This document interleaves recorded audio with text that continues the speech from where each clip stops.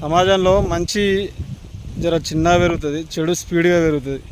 ఇగో ఈ గడ్డి లెక్క ఈ గడ్డి మందు కొట్టడానికి వచ్చినాయి. అలా ఉంటే 5 ఎకరాల భూమి ఉండాలి, 4-5 ఎకరాలు. లేకుంటే ఈ ఎకరంలో ఈ పంపులు కొట్టుడు దీనికే సరిపోతుంది.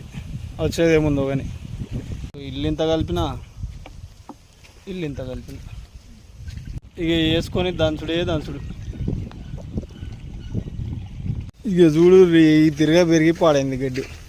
రేపు ఉన్నదే ఎకరం నాయన అంటే ఇగో ఈ వానలు పడి కంటిన్యూగా సగం వానలు దెబ్బకి ఇట్లా అయిపోయింది.